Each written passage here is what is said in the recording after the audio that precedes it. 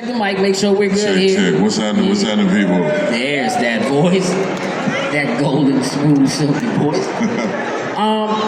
First and foremost, how are you? Oh, I'm well. Glad to be here. Glad to be here today.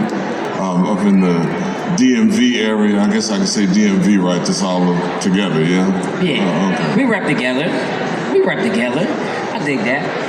I'm sure that some of y'all have questions, right? We have people that want to say things as, there's a gentleman right here in a bright white sweatshirt that's got a microphone. We're going to bounce a little back and forth and let y'all, ask some questions. We're going to talk a little bit first. If you don't mind, I mean, listen, I love Star Wars. Awesome. God of War fan. Awesome. Right? But I'm a music guy first. Can we talk a little bit about music? So, first of all, phenomenal voice. Love thank you, brother. You're welcome. For people who maybe aren't familiar with that side of what you do, can we just talk a little about music and how important that is to you? Sure. I started out in this business as a vocalist. I've been singing since 5th grade. That's the first time I got on stage, and music is the thing that I think I was really put here to do. Everything else kind of falls in line with that direction for me. So the acting, the dancing, all of that to me is part of the music. It started from that. Yeah. What is it? Is there something specific about music? Are you drawn to a lot of jazz stuff, obviously, but is there something that you're drawn to specifically? Well, music is a vibration. People don't understand it. Music, it is a vibrational thing that happens to your body. And when you are in high vibration, music can put you in high vibration. And when you're in high vibration, then you'll feel better and you function better in the world. Right now, music is very low vibrational, which is why we kind of get stuck where we get stuck. So I understand, as a musician, part of the reason I am a musician is to take people and raise their vibration. So hopefully the music that I do helps to raise people's vibration and it makes them happy. I love that. Is there when you get ready to go do a particular voice for a show or a game or whatever it is there something that you listen to get you in that place before you say go into the vocal booth? No, not really. It's not the movie.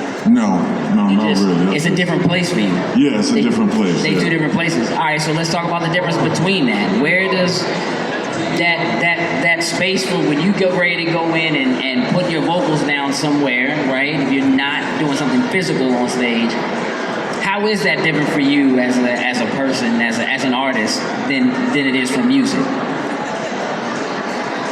In my music, I have control over what it is. So when I'm singing, nobody is really telling me how to do this or where to go or what notes to hit. It's totally on me. But when you are doing voiceover work, when you're doing acting work, there's always somebody else that is controlling how you say it or how you do it or how they want you to say it and do it. So it's about control for me. Yeah. And you prefer that control for yourself? Absolutely. Right? Having that as your own Absolutely. thing? Who wouldn't? Of course. Of course. So listen, Mace Windu fans in the building? Couple of y'all? All right. Who's got a Star Wars based question? Y'all scared. I know you do. I don't know why you acting like you don't. I know you do. I don't know why you acting like you don't. My man said, huh? I know you do. I know you do. Are you lying? Mr. Carson, when doing Mace Windu, how much inspiration did you take from Samuel L. Jackson's portrayal and mixed it with like is there like a percentage or how did you mix it? So in the beginning, it was definitely more of a Sam Jackson sound. They wanted more of that energy. But then when Fiona got the series, he wanted to kind of morph him into something that was more comfortable for me. So something that was still familiar, but it was a different Mace. And I think we came on something that floats between the two. I agree. Was that what was the process like in making that transition of finding that voice in between for you? Just trying different things and seeing what landed. And when it stuck, it stuck. Yeah. You just knew. Yeah. You just knew. All right, listen. I know there's some people out here living single fans. Look at it. Look at it. Listen, I heard them already. This Kyle Barker.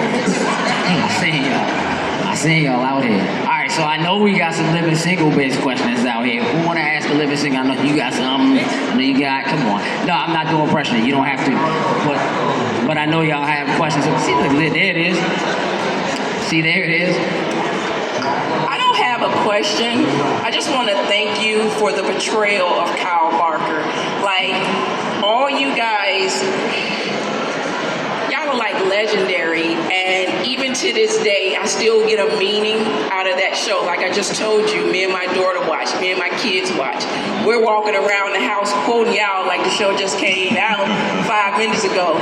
I was just looking at the episode where you was the choir director, and you killed the song. Like just you and Max together, you know, Max, if you was a man. You know, just like those little barbs you guys had. It's legendary, and I appreciate that. It makes me smile in a dark place. So thank you so much. Oh, thank you. Awesome. I appreciate that. Thank you so much.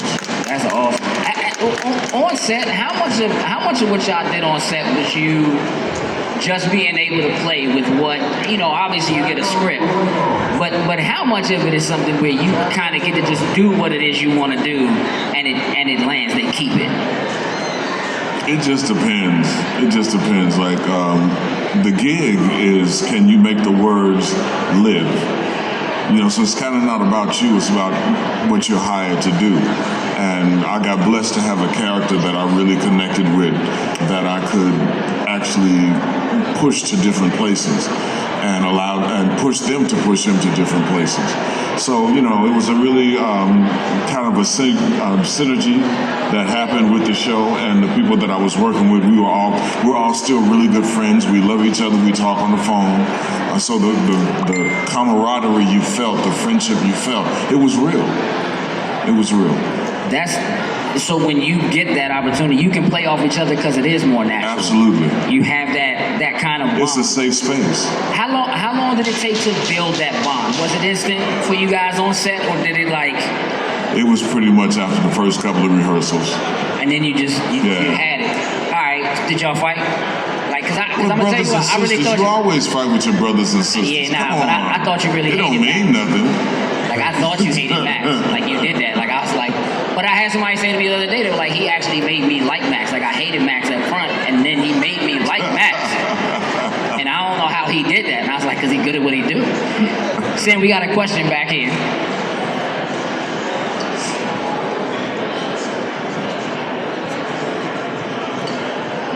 So it was not really based on like the answer you just gave, but like what challenges did you find in building the character out for Kyle, for him to like evolve into like a person that a lot of people could like not just like a niche group, because he was real interesting, if that makes sense. So like, how did you go about building that character and also not falling into being typecasted after such a big role? That's a good question. So Kyle, I learned real early on that he was important to our community, who he was, and so I had to step out of me and understand what that was for my community, and so what that represented. And so I kept pushing that representation to the people that were writing, to the people that were putting costumes together, to the stories that were being told. I kept my intention there, and eventually everybody's intention became together about what he was. It wasn't something that I beat them over the head with. It was just something that I decided to be.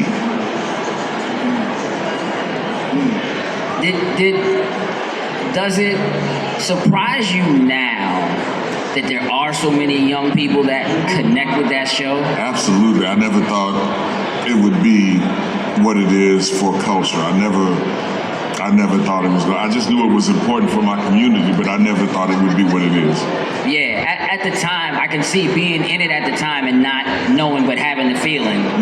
But then to see it, like she was saying, like my own daughters got on like this Friends kick for a moment, and I was like, nah. We don't say that word. You gotta, I know. So I'm like, that's why I was like, nah, you gotta watch the real one. You gotta watch the original.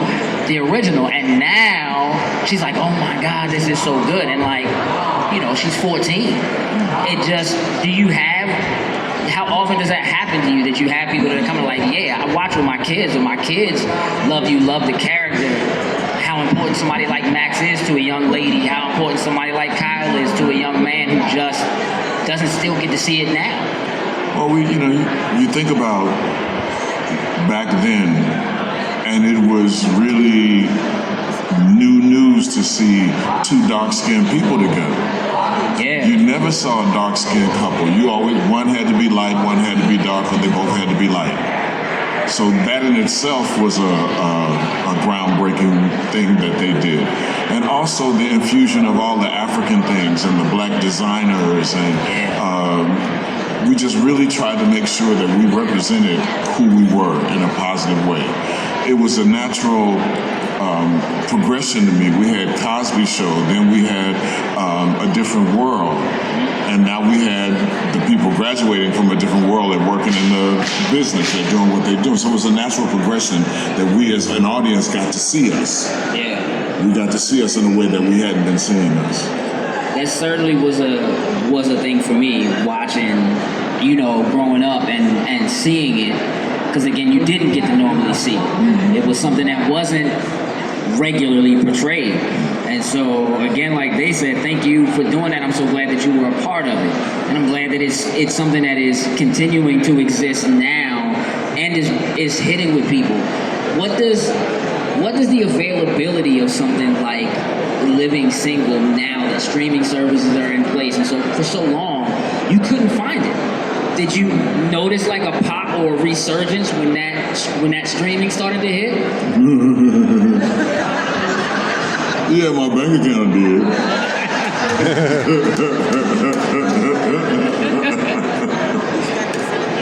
It was good. I'm just glad that it still resonates with people, really.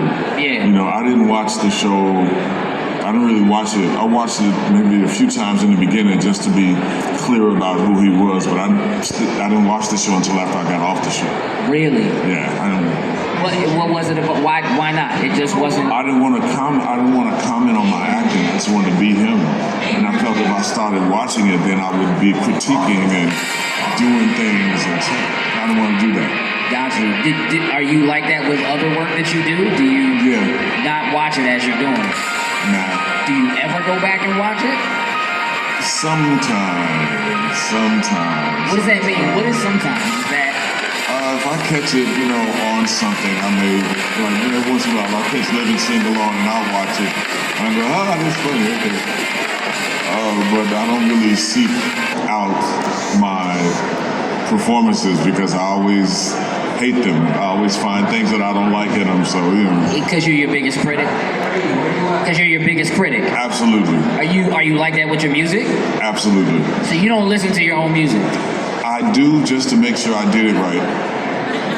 How do you know when it's right? I mean, it's a feeling, right? I'm just saying, like, how do you know when it's right? If you're listening to it to make sure it's right? If I did what I intended to do. Okay. If I did what I intended to do, then it's right. If it's a thing that you're doing and you know you want to invoke a certain thing in people, when you hear it, you're like, that's it. Yeah. That's the thing. Uh-huh. All right. I dig that. All right. So I want to talk a little bit about God of War. Okay. Y'all, they got excited. I want to talk about OG God of War. How did you voicing Kratos originally come about?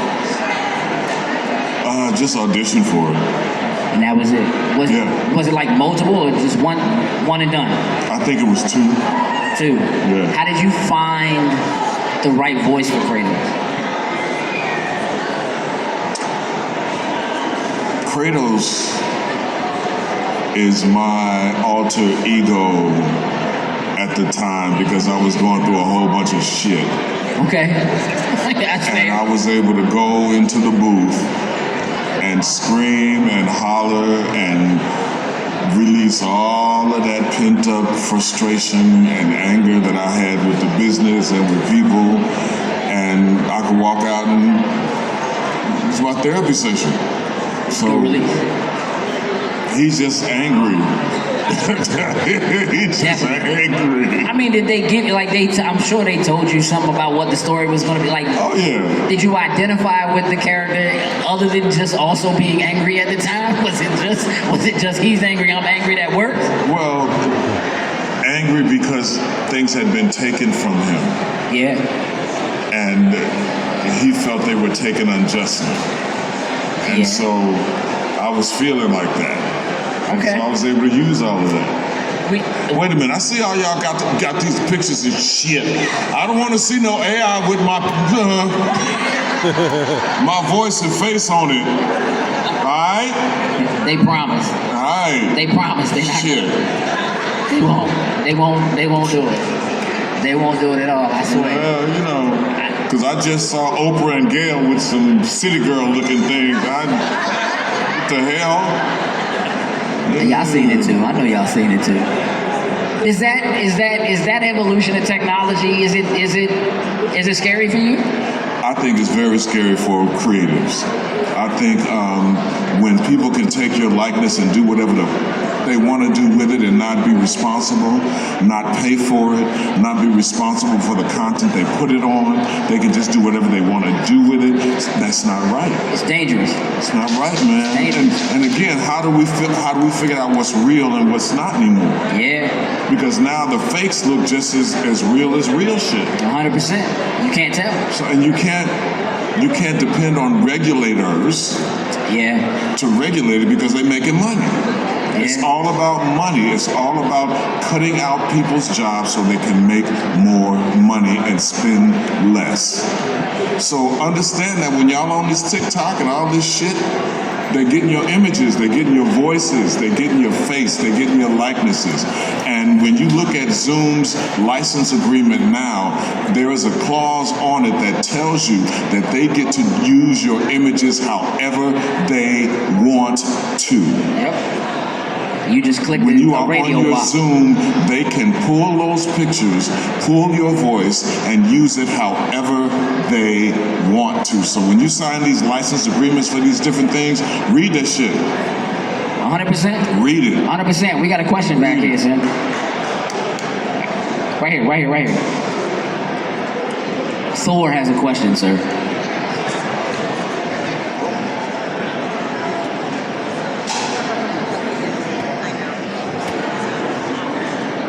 Uh-oh. Uh-oh. You want mine for a second? There you go. There we